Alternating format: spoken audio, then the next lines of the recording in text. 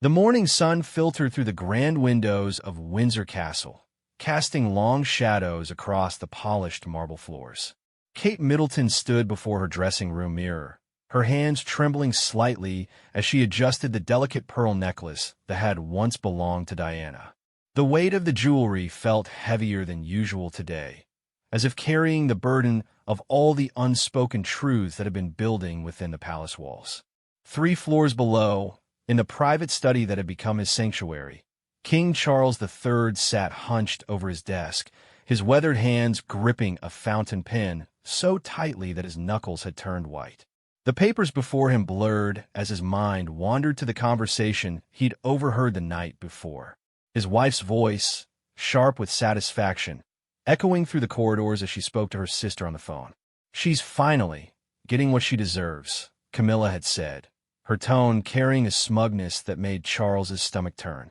"All these years of playing the perfect princess, and now everyone will see her for what she really is." The words had cut through Charles like a blade. He'd stood frozen in the hallway, unable to believe that the woman he'd married, the woman he'd fought so hard to have accepted by the public, could speak with such cruelty about his daughter-in-law. Kate had always been nothing but respectful to Camilla, even when the press had been merciless in their comparisons between the two women. Now, as he sat in the quiet of his study, Charles felt a rage building inside him that he hadn't experienced in decades. It was the same fury that had consumed him during the darkest days of his first marriage, when he'd watched Diana suffer under the weight of royal expectations and public scrutiny. History, it seemed, was determined to repeat itself, and this time his own wife was playing the role of tormentor. Upstairs, Kate dabbed at her eyes with a tissue, careful not to smudge the makeup that had taken her lady-in-waiting nearly an hour to perfect. The charity gala tonight would be her first public appearance since the scandal broke 3 days ago. Someone had leaked private text messages between her and a former friend, messages that had been taken completely out of context, but painted her in an unflattering light.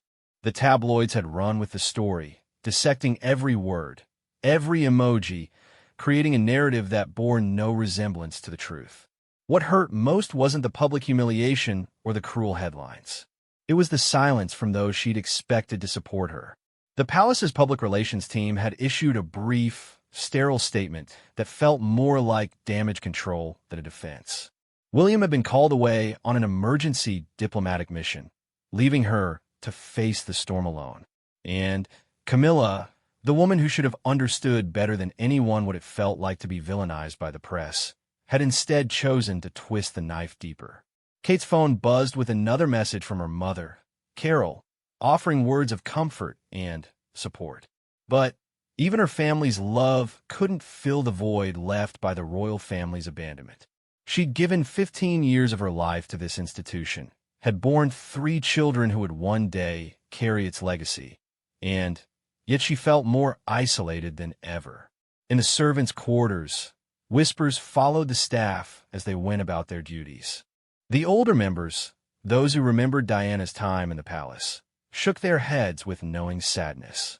They'd seen this pattern before, the way certain members of the royal family could turn cold when someone threatened their position, even if that threat was imagined. Mrs. Henderson, Kate's longtime dresser, had worked in the palace for over 30 years. She remembered the days when Diana would sit in this very room, tears streaming down her face as she prepared for yet another public appearance, while her private world crumbled around her.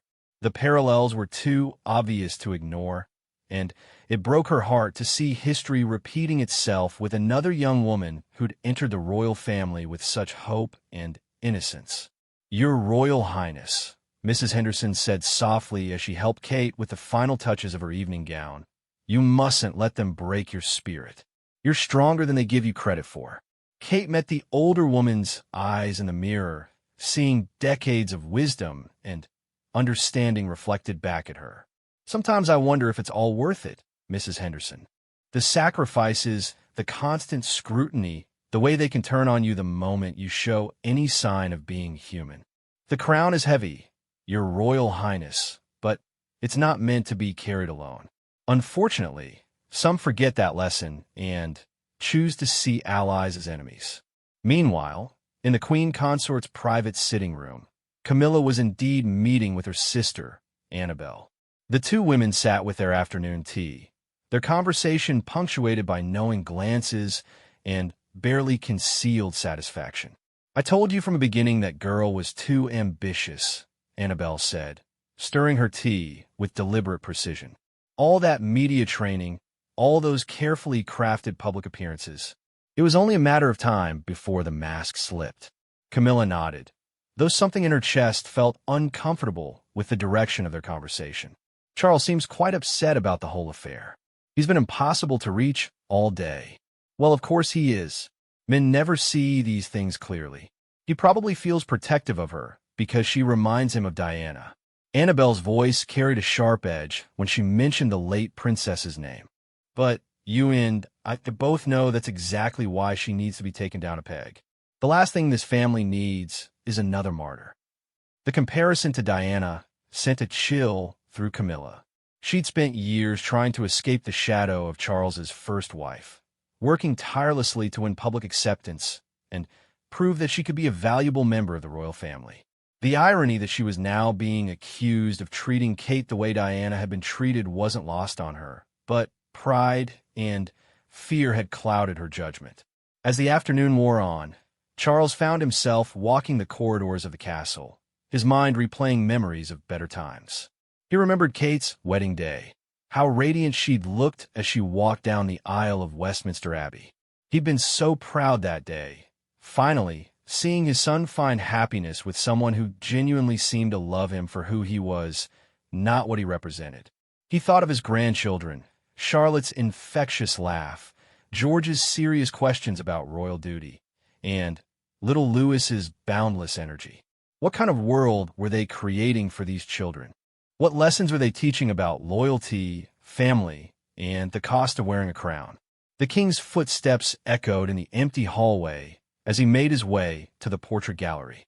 There, among the faces of monarchs past, hung a painting of his mother, Queen Elizabeth II. Her steady gaze seemed to pierce through him, reminding him of the values she'd tried to instill in him throughout his life.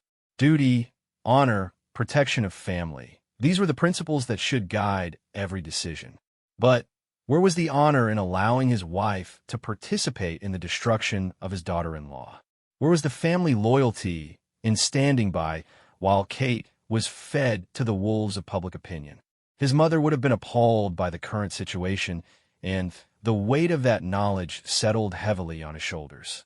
As evening approached, the staff began preparations for Kate's departure to the charity gala. Despite everything, she was determined to fulfill her obligations, to show the world that she wouldn't be broken by scandal or abandonment.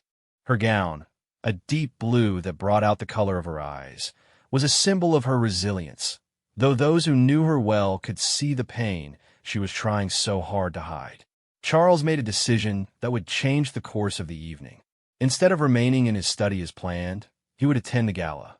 If his family was determined to leave Kate to face the vultures alone, then he would stand beside her himself. It was time to remind everyone, including his wife, what true royal behavior looked like.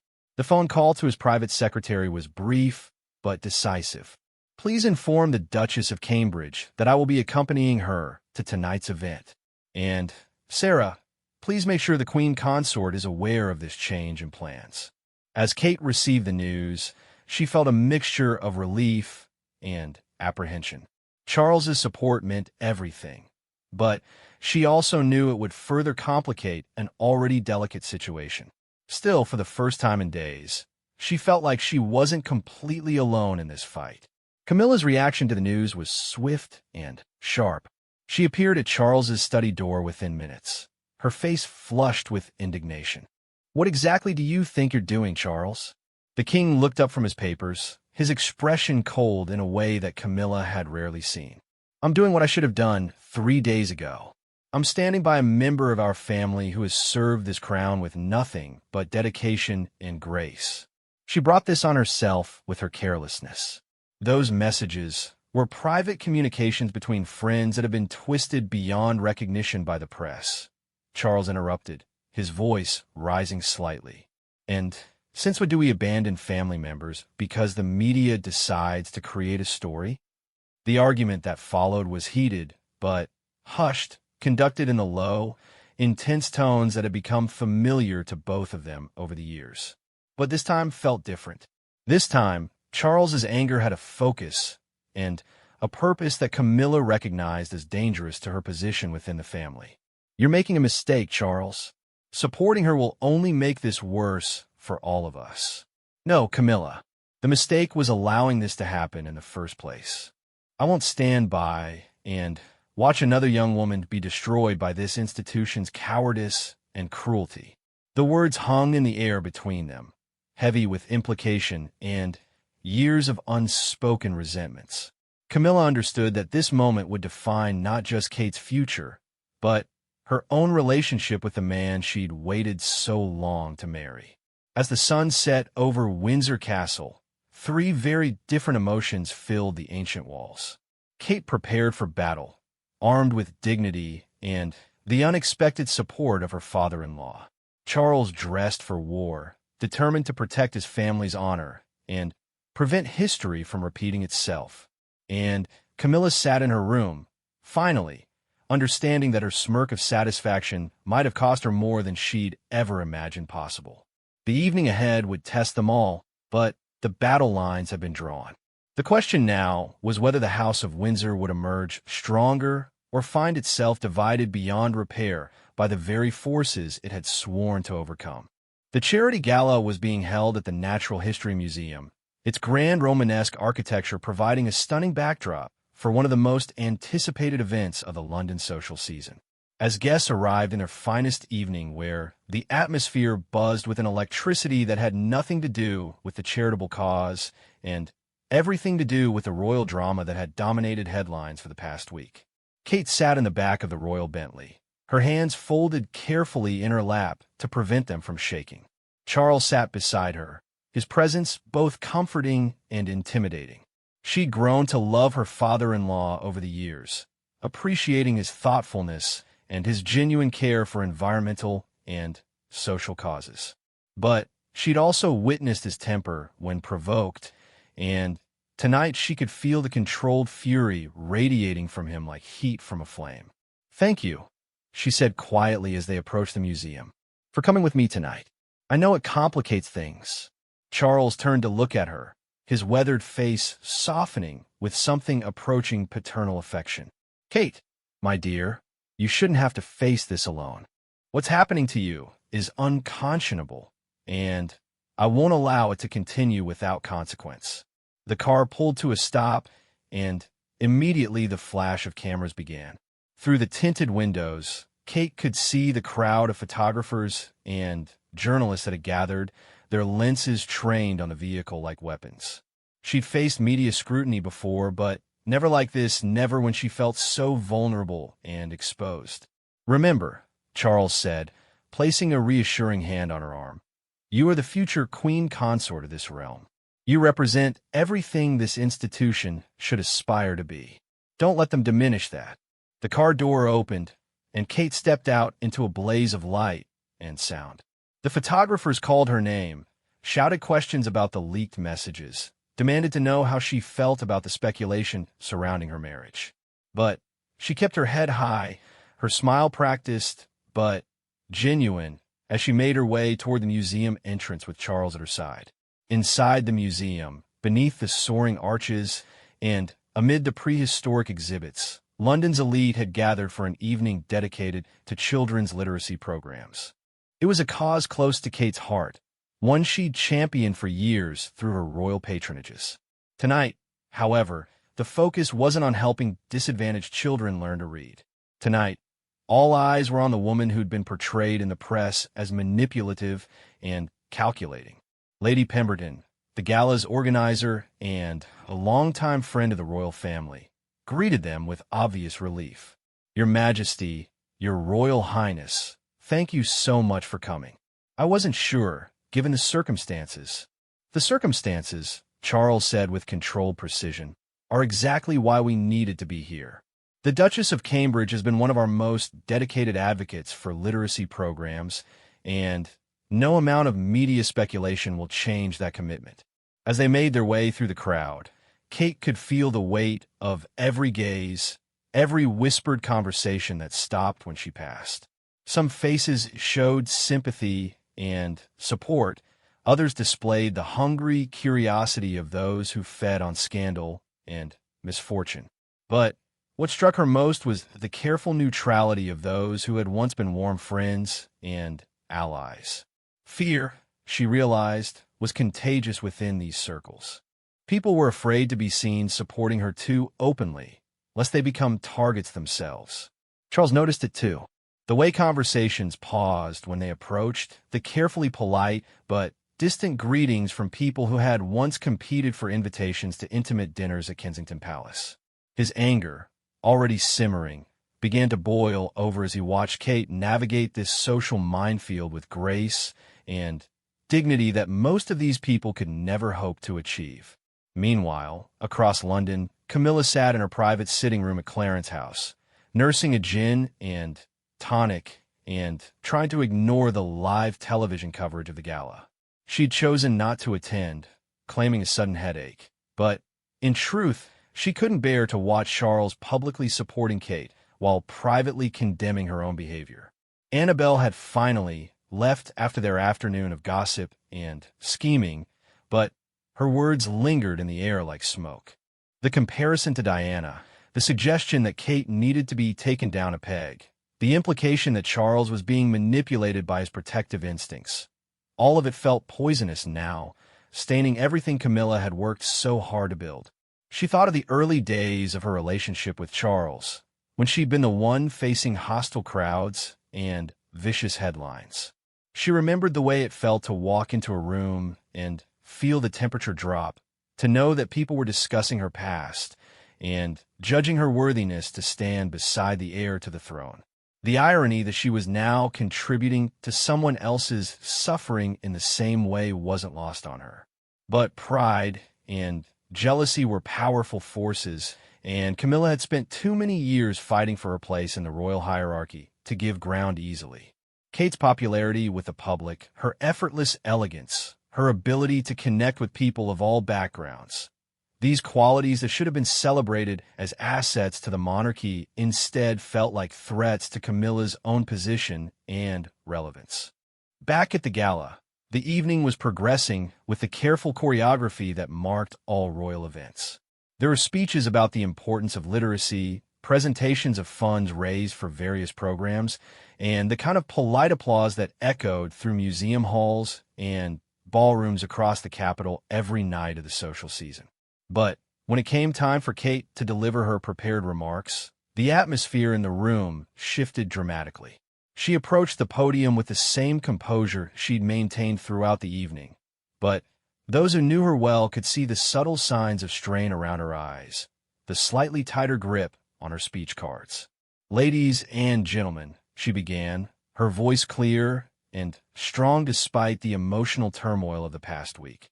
"I stand before you tonight not just as a patron of these literacy programs, but as a mother who understands the transformative power of reading in a child's life." The audience listened with the kind of intense attention usually reserved for political speeches or royal announcements. Every word would be analyzed, every gesture dissected for signs of weakness or defiance. But Kate continued, speaking from the heart about children who struggle with reading, about the volunteers who dedicated their time to helping them, about the importance of giving every child the tools to succeed in life. "In recent days," she said, departing from her prepared text in a moment that made Charles sit up straighter in his seat, "I've been reminded of the power of words, how they can heal or harm, how they can build up or tear down, how context and intention can be lost in the rush to judgment."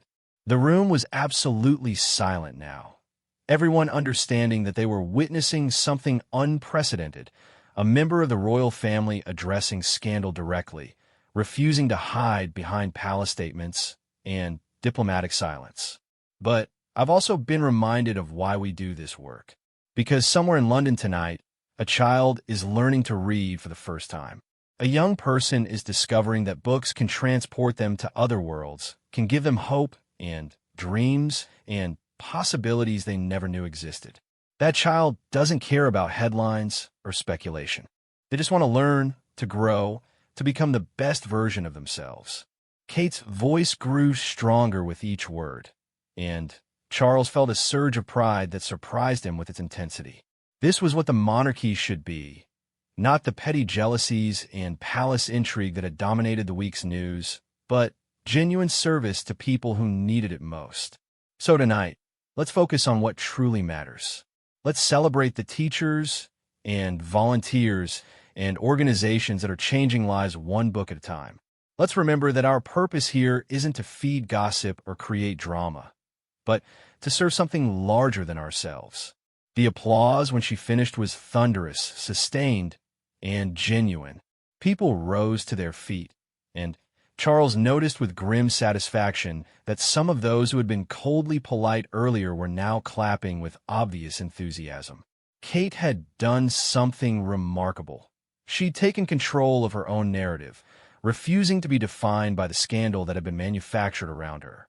But even as the crowd applauded, Charles's attention was drawn to his phone, which had been buzzing with messages throughout Kate's speech. His private secretary was trying to reach him urgently, and the tone of the messages suggested that something significant was happening. Excusing himself discreetly, Charles stepped into a quiet alcove and returned the call. What he learned made his blood run cold, and his fury reach new heights. "Sir," his secretary said, his voice tight with controlled anger, "we've traced the source of the leaked messages. The information came from within the palace itself. Someone with access to the Duchess's private communications deliberately provided them to the press." Charles felt the world tilt slightly. A betrayal from within the royal household was almost unthinkable, but it was the only explanation for how private text messages had made their way into the hands of tabloid journalists. "Do we know who?" he asked, though he was already beginning to suspect. "We're still investigating, but, sir, the timeline suggests that whoever did this had advanced knowledge of the Duchess's private schedule, access to her communications, and connections within the media. The list of people with all three of those factors is very short." Charles understood the implication immediately. This wasn't random gossip or accidental exposure. This was a calculated attack, planned and executed by someone close enough to the family to have intimate access to Kate's life. The realization that his own wife might be involved sent a wave of nausea through him. He returned to the gala with a smile plastered on his face, but inside, he was making plans. If Camilla had indeed orchestrated this attack on Kate, then she had crossed a line that would have consequences far beyond anything she might have imagined. The monarchy had survived scandals before, but it couldn't survive the kind of internal warfare that destroyed trust and turned family members against each other. As the evening wound down and they prepared to leave, Kate approached Charles with an expression of genuine gratitude. "Thank you for tonight, for standing with me, for believing in me when others didn't." "Kate," he said, taking her hands in his, "I want you to know that no matter what comes next, you have my complete support. What's happening to you is wrong, and I intend to make sure it stops." She nodded, tears threatening for the first time all evening. "I just want to serve this family well, to make William proud, to give our children something to be proud of when they're old enough to understand." "You already do all of those things," Charles assured her, "and anyone who can't see that is either blind or willfully ignorant." As they left the museum, the cameras flashed again, but this time Kate felt different. She'd faced her accusers, spoken her truth, and emerged stronger than before. Whatever came next, she would meet it with the same dignity and grace that had carried her through tonight. But Charles had his own plans forming. The investigation into the leaked messages would continue, and when they had proof of who was responsible, there would be a reckoning. The House of Windsor had weathered many storms, but it had never tolerated traitors within its own walls. The drive back to Windsor was quiet. Both Kate and Charles lost in their own thoughts about what the evening had revealed and what challenges lay ahead. Neither of them noticed the photographer who had followed them from the museum or the long-range lens that captured their serious expressions through the car window. By morning, those photos would be splashed across every front page in Britain, accompanied by speculation about secret meetings and palace intrigue. The story was far from over, and the battle lines that had been drawn were about to become very public indeed. The morning after the gala dawned gray and drizzly, matching the somber mood that had settled over the royal households. Charles had barely slept, spending most of the night in his study, reviewing security protocols and communication logs with his most trusted advisors. The investigation into the leaked messages had taken on new urgency after Kate's powerful speech the night before, which had clearly demonstrated that this attack wasn't just personal. It was an assault on the very foundations of royal duty and service. By 8 o'clock, a small team of investigators had assembled in a secure conference room deep within Windsor Castle. Present were Charles's private secretary, Sir Anthony Hartwell, the palace's head of security, Margaret Thornton, and Detective Chief Inspector James Morrison from the Metropolitan Police's Special Protection Unit. The atmosphere was tense, professional, and charged with the kind of controlled fury that came from betrayal within the family. "What do we know for certain?" Charles asked, his voice carrying the authority of someone accustomed to command, but also the weariness of a man who had discovered that trust was a luxury he could no longer afford. Sir Anthony consulted his notes, his normally impeccable composure showing cracks of strain. The messages were accessed from a secure palace server between 2 and 4 in the morning on Tuesday. Whoever did this had administrative-level clearance and knew exactly what they were looking for. This wasn't a fishing expedition. They went directly to the specific conversation thread that would cause the most damage. Margaret Thornton, a former MI5 operative whose reputation for thoroughness was legendary, added her findings. "The technical footprint shows someone with intimate knowledge of our security systems. They knew how to avoid the automatic flagging mechanisms that should have alerted us to unauthorized access. This person has been planning this for some time." Charles felt his anger crystallize into something cold and focused. How many people have that level of access? 17 individuals across all the royal households, Detective Morrison replied. But when we narrow it down to people who also had advanced knowledge of the Duchess's private schedule for this week and documented connections to journalists, we're looking at 5 possible suspects. The king didn't need to ask who topped that list. He could see it in the careful way his advisors were avoiding direct eye contact, in the uncomfortable silence that stretched between them. His wife's name hung unspoken in the air like a sword waiting to fall. Meanwhile, at Clarence's house, Camilla was experiencing her own form of torment. She'd watched Kate's speech on the late-night news replay, seeing the grace and strength with which her daughter-in-law had handled an impossible situation.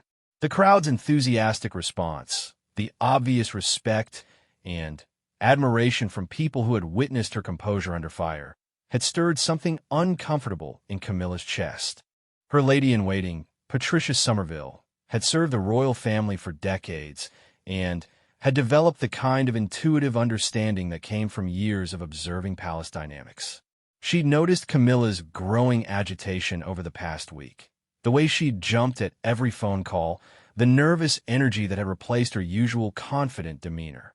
"Your Majesty," Patricia said carefully as she helped Camilla dress for the day, "perhaps it might be wise to reach out to the Duchess of Cambridge.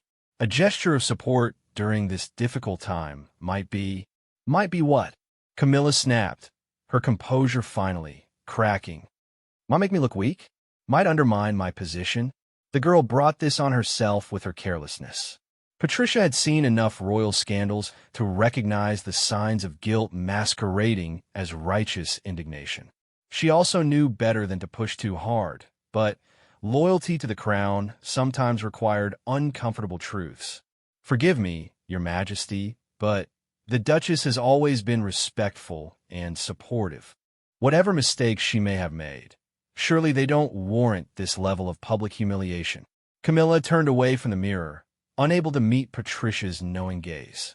The truth was becoming impossible to ignore.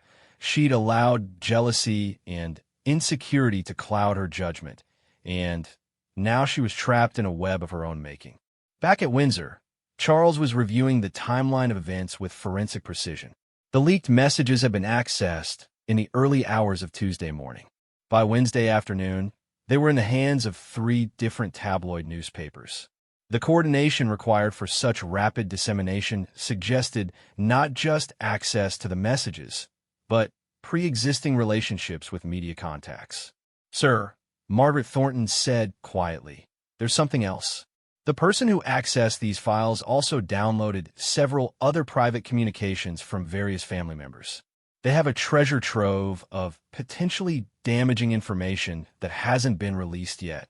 The implications hit Charles like a physical blow. This wasn't just about Kate. It was about systemic vulnerability within the Royal Communications Network. Someone with access and malicious intent could potentially destroy any member of the family at will. "Who else knows about this expanded breach?" he asked. "Just the people in this room, sir. We felt it was important to understand the full scope before deciding how to proceed." Charles nodded grimly. The monarchy operated on careful balance, respect from the public, support from Parliament, and trust within the family itself. If that last pillar crumbled, everything else would follow. His phone buzzed with a message from his youngest son, Harry, calling from California. The message was brief but supportive, saw Kate's speech. "Proud of her. Here if you need anything." Even from thousands of miles away, family loyalty was asserting itself in ways that highlighted the betrayal closer to home. The investigation team worked through the morning, following digital breadcrumbs and cross-referencing access logs with personnel records. By noon, they had narrowed their focus to 3 primary suspects. The evidence was circumstantial but compelling, pointing toward someone with both the means and the motive to orchestrate such an attack. As lunch approached, Charles made a decision that would send ripples through every royal household. He would confront the situation directly, beginning with the person who had the most to gain from Kate's downfall and the most access to make it happen. Camilla received the summons to Windsor just after 1 o'clock. The formal tone of the message, delivered through official channels rather than their usual private communication, told her everything she needed to know. Charles had discovered something, and the reckoning she'd been dreading was finally at hand. The drive from Clarence House to Windsor felt like the longest hour of her life. Camilla found herself remembering the early days of her relationship with Charles, when she'd been the one under siege from media attacks and public hatred. She'd told herself then that she was fighting for true love, for the right to be with the man she'd loved for decades. But somewhere along the way, that love had become tangled with ambition, insecurity, and the desperate need to prove herself worthy of the crown she now wore. At Windsor, Charles was preparing for what might be the most important conversation of his reign.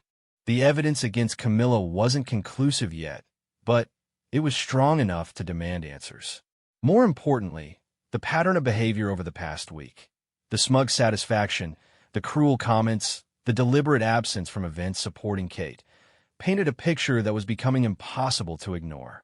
Kate, meanwhile, was at Kensington Palace, trying to maintain some sense of normalcy for her children while the adults fought their battles in conference rooms and private studies. George had asked why Mommy looked sad, and Charlotte had overheard enough adult conversations to know that something was wrong. The hardest part of the entire ordeal wasn't the media attacks or the public speculation. It was shielding her children from the toxicity that had infected their extended family.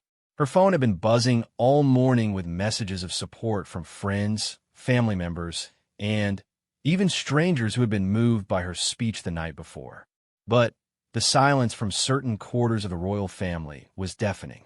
No message from Camilla, no public statement of support from the palace's senior advisors, who owed their positions to the stability she helped provide.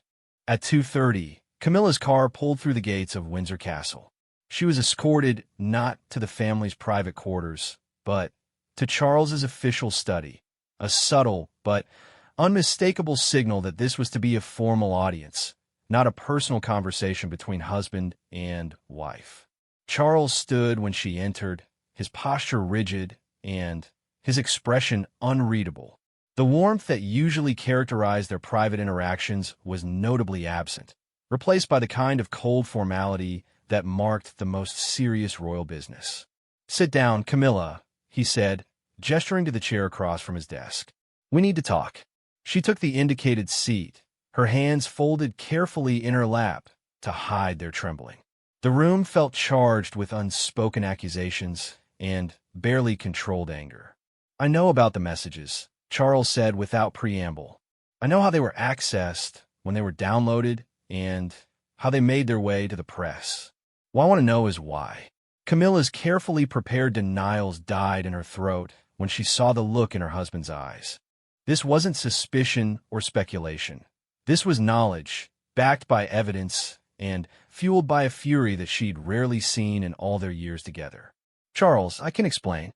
"Can you?" He interrupted, his voice dangerously quiet. "Can you explain how someone with your level of access to palace systems just happened to be browsing private communications at 2 in the morning? Can you explain the phone calls to your journalist contacts that preceded the story breaking? Can you explain the satisfaction you've shown watching Kate suffer through this ordeal?"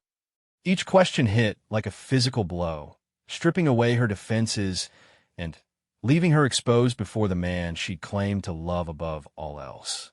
"She was getting too popular," Camilla said finally, her voice barely above a whisper.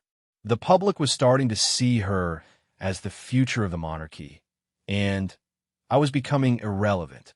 I worked too hard to get here to just fade into the background." The admission hung between them like poison gas, toxic and inescapable. Charles felt something break inside his chest. Not his heart, that had been hardening against her for days, but his faith in the woman he'd married and the institution they were supposed to serve together. "So you decided to destroy her," he said, his voice carrying a contempt that made Camilla flinch. "You decided that your insecurity was worth more than family loyalty, more than the dignity of the crown, more than the well-being of my grandchildren who have to watch their mother being torn apart by lies you helped spread." "I didn't think it would go this far," she protested weakly. "I just wanted to humble her a little, to remind everyone that she's not perfect." "Humble her?" Charles's voice rose for the first time, his controlled composure finally cracking. "You wanted to humble one of the hardest-working members of this family, a woman who has given 15 years of dedicated service, who has borne future heirs to the throne, who has never once complained about the sacrifices required of her position." The litany of Kate's virtues fell like hammer blows, each one emphasizing the magnitude of Camilla's betrayal. She'd attacked not just a person, but everything the monarchy claimed to represent. "Charles, please, we can fix this. I can make it right." He looked at her for a long moment, seeing not the woman he'd loved for decades, but a stranger wearing her face. The betrayal was complete, not just of Kate, but of everything he believed about their marriage and their shared commitment to the crown. "No, Camilla," he said finally, "you can't make this right. You've broken something that can't be repaired, and the consequences of that will be felt for years to come." As the afternoon shadows lengthened across Windsor Castle, 2 marriages and the future of the monarchy itself hung in the balance, waiting for decisions that would reshape the royal family forever. The silence in Charles's study stretched like a taut wire, threatening to snap under the weight of unspoken consequences. Camilla sat frozen in her chair, watching her husband's face cycle through emotions she'd never seen directed at her before. The man who had fought Parliament, the press, and public opinion for the right to marry her was now looking at her as if she were a stranger who had invaded his most sacred spaces. "I need you to understand something," Charles said, his voice carrying the measured cadence of a monarch delivering judgment. "This isn't just about Kate. This isn't even just about our marriage. You've attacked the very foundation of what we're supposed to represent. You've turned the crown into a weapon of personal vendetta." Camilla finally found her voice, though it came out strained and desperate. "I was protecting us, Charles. Can't you see that?" She was becoming too powerful, too beloved. The public was already comparing her to Diana, talking about her as the real future of the monarchy. "I couldn't let that happen again." The mention of Diana hit Charles like a physical blow, but not in the way Camilla intended. Instead of understanding, it filled him with a fury so pure and focused that it took all his years of diplomatic training to keep from exploding. Diana, he repeated slowly, as if tasting something bitter. You want to talk about Diana? Let me tell you what I see when I look at this situation. I see history repeating itself, but this time I'm married to the person wielding the knife. Camilla recoiled as if he'd struck her, but Charles wasn't finished. Years of carefully suppressed thoughts came pouring out, each word chosen with surgical precision to cut as deeply as possible. Diana was destroyed by people who saw her popularity as a threat, who couldn't bear the idea that the public might love her more than they loved the institution. She died thinking her own family had abandoned her, and I swore that would never happen again on my watch. Yet here you are, using the exact same tactics against the mother of my grandchildren. The parallel was devastating in its accuracy, and Camilla knew it. She'd spent years rehabilitating her image from the role of other woman to that of devoted queen consort. But in her jealousy of Kate, she'd become exactly what her critics had always accused her of being, a calculating manipulator who put her own interests above everything else. Meanwhile, across London, Kate was dealing with the aftermath of the gala in her own way. She'd received dozens of messages of support throughout the day, but the ones that meant the most came from unexpected sources. Several younger members of Parliament had issued statements condemning the invasion of her privacy. Charitable organizations she patronized had publicly reaffirmed their support. Most surprisingly, she'd received a handwritten note from Prince Harry, delivered through diplomatic channels, expressing his solidarity and sharing his own experiences with media attacks. The institution doesn't always protect the people who need it most, his note read. But those of us who've been through the fire have to protect each other. You're stronger than they give you credit for, and this will pass. Don't let them break your spirit the way they try to break mine. The message had moved her to tears, not just for its kindness, but for its reminder that she wasn't the first to face this kind of orchestrated campaign, and she wouldn't be the last. The monarchy had a long history of eating its own when convenient, but it also had examples of those who had survived and even thrived despite the attacks. At Windsor, Charles was making decisions that would reshape the royal hierarchy permanently. He'd called for an emergency meeting of the Privy Council, ostensibly to discuss security protocols, but really to begin the process of isolating Camilla from any operational role within the royal household. The betrayal was too complete, the damage too extensive to allow her to maintain her position as if nothing had happened. Sir Anthony Hartwell was coordinating with legal advisors to determine what criminal charges might be applicable. Unauthorized access to private communications, conspiracy to damage reputation, possible blackmail implications from the withholding of other compromising materials. The list of potential violations was extensive and serious. Sir Anthony said carefully, we need to consider the public relations implications of any action we take. The Queen Consort is still popular with certain segments of the public, and this story will inevitably become public if we proceed with formal consequences. Charles turned from the window where he'd been staring out at the ancient grounds, his expression resolute. Anthony, I've spent my entire life weighing public relations implications. I've compromised my personal happiness, my relationships with my children, even my first marriage for the sake of institutional stability. I will not sacrifice Kate's well-being and my grandchildren's future for the same considerations that destroyed Diana. The conviction in his voice left no room for argument.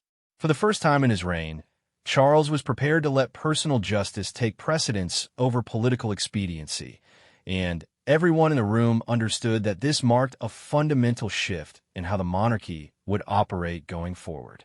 Back in the study, Camilla was beginning to understand the full scope of what she'd unleashed. The investigation hadn't just uncovered her role in leaking Kate's messages. It had exposed her pattern of collecting compromising information on various family members, her network of media contacts willing to publish damaging stories, and her systematic campaign to undermine anyone she perceived as a threat to her position. "The other files you accessed," Charles said, consulting the report in front of him. Messages from William discussing his struggles with royal duty. Private conversations between and her children about family tensions. Even personal communications from Edward about his business concerns. "You've been building a dossier on your own family." Camilla's face had gone pale, but she still tried to justify her actions. "I needed to protect myself. This family has a history of throwing people away when they become inconvenient. I wanted insurance." "Insurance," Charles repeated, his voice dripping with disgust. "You turned your position as queen consort into an intelligence operation against your own stepchildren. You violated every principle of trust and family loyalty that holds this institution together." The weight of her crimes was settling on Camilla like a physical force. She'd spent so many years fighting for acceptance and respect that she'd lost sight of what those things actually meant. In her desperation to secure her position, she destroyed the very relationships that made that position meaningful. As the afternoon wore on, news of the confrontation at Windsor began to leak through the complex network of palace staff and advisors. Within hours, speculation about a crisis meeting between the king and queen consort was spreading through London's media circles like wildfire. The same journalists who had been fed the original story were now sensing an even bigger scandal brewing. Kate learned about the developments through a carefully worded call from Sir Anthony's office. The message was simple but profound. The source of the leaked messages had been identified and was being dealt with at the highest levels. Justice, it seemed, was finally being served. But Kate felt no satisfaction at the news, only a profound sadness for what this revelation would mean for the royal family. She'd grown to care for Charles over the years, had seen how happy he was with Camilla despite the complicated history of their relationship. The knowledge that his wife had betrayed not just Kate, but the entire concept of family loyalty would devastate him in ways that went beyond this immediate crisis. At 6 o'clock, Charles made his final decision. Camilla would be given a choice: voluntary exile from public duties and royal responsibilities, or face criminal prosecution for her unauthorized access to private communications. Either way, her role as queen consort would be effectively ended, though the formal mechanisms for such a dramatic change would take time to implement. "I'm trying to give you a path that preserves some dignity," he told her, his voice heavy with exhaustion and disappointment. "But make no mistake, your time as an active member of this royal family is over. The only question is whether you leave quietly or in handcuffs."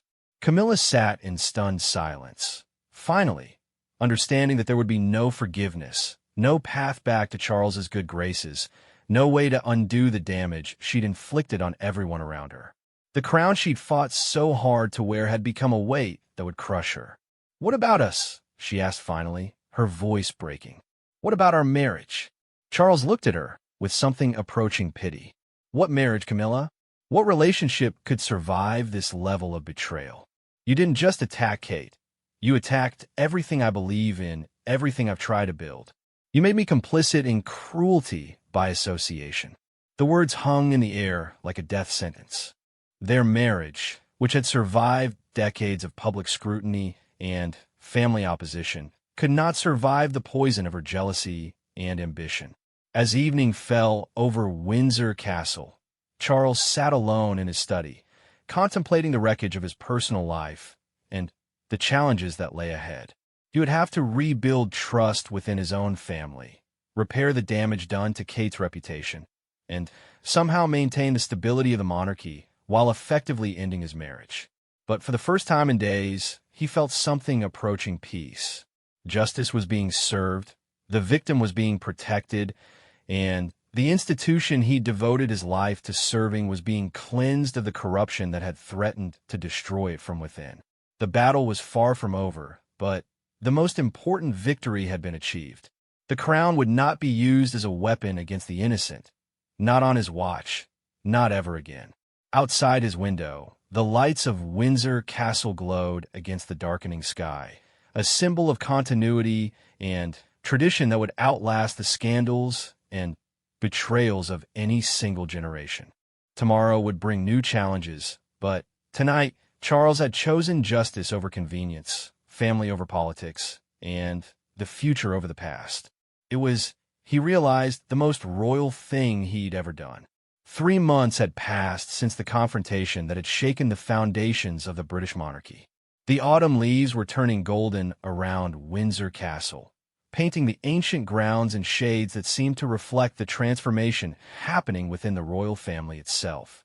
Change, it seemed, could be beautiful even when it was born from devastation. Kate stood in her private garden at Kensington Palace, watching her children play among the falling leaves. The wounds from those terrible days in spring had healed, but they'd left her changed in ways both profound and subtle. She was stronger now, more confident in her own worth, less willing to accept cruelty disguised as tradition. The attack on her character had stripped away illusions about the protective power of royal titles, but it had also revealed reserves of strength she hadn't known she possessed. The public's response to her ordeal had surprised everyone, including Kate herself. Rather than being diminished by the scandal, her popularity had soared to unprecedented heights. People admired the grace with which she'd handled the crisis, the dignity she'd maintained under fire, and the courage she'd shown in speaking her truth at the charity gala. Letters of support still arrived daily from around the world, many from people sharing their own stories of betrayal and recovery. Charles had kept his promise about justice and protection. The official announcement of Camilla's withdrawal from public duties had been carefully worded, citing health concerns and a desire for private reflection. Only a handful of people knew the full truth about her exile, which had been negotiated through lawyers and implemented with the kind of discretion that the monarchy had perfected over centuries of managing scandals. Camilla herself had chosen voluntary exile over criminal prosecution, retreating to an estate in Scotland where she lived quietly, cut off from the royal family and the life she'd fought so hard to claim.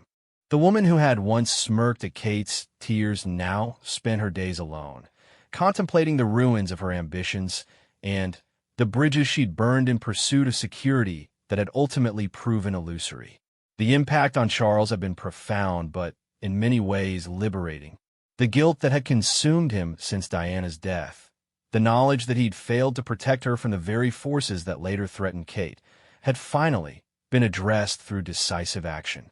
He'd learned that being king meant more than wearing a crown or performing ceremonial duties. It meant having the courage to choose what was right over what was convenient.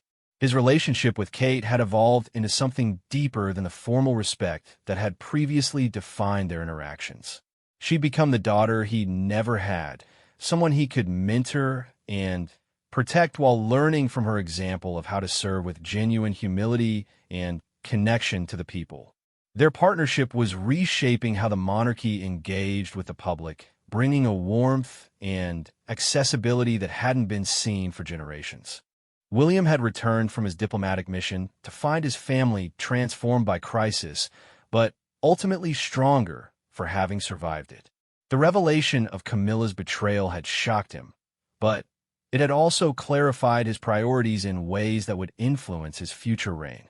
He'd seen how institutional loyalty could be corrupted by personal ambition, and he was determined that when his time came to lead, the crown would serve the people, not the other way around. The children had been shielded from most of the details, but they'd absorbed the emotional aftermath in the way children do. George had become more protective of his mother. Charlotte asked more questions about fairness and justice, and little Louis seemed to sense that the family had weathered a storm and emerged intact. They were learning early that being royal meant facing challenges that ordinary families never encountered, but also that love and loyalty could overcome even the most devastating betrayals. The broader implications of the crisis had rippled through the entire royal establishment.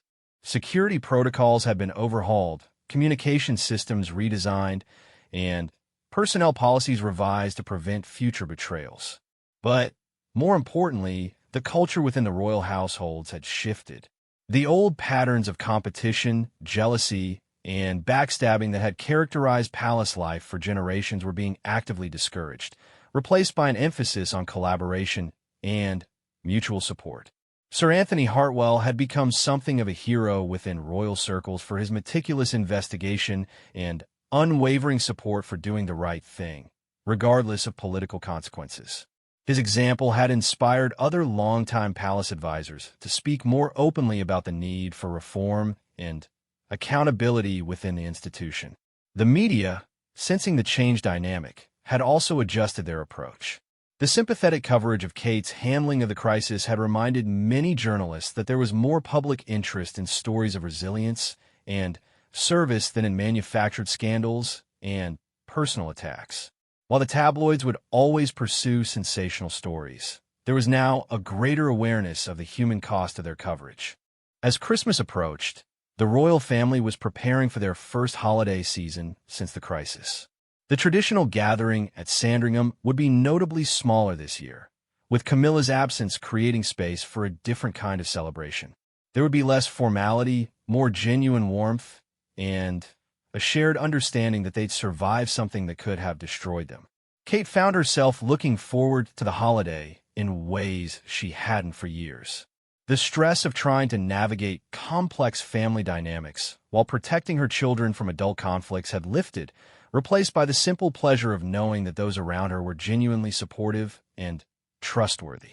Charles had made a point of including Harry and Meghan in the Christmas planning, reaching out across the distance and disagreements that had separated them. The crisis with Camilla had reminded him that family was fragile and precious, not something to be taken for granted or sacrificed for institutional concerns.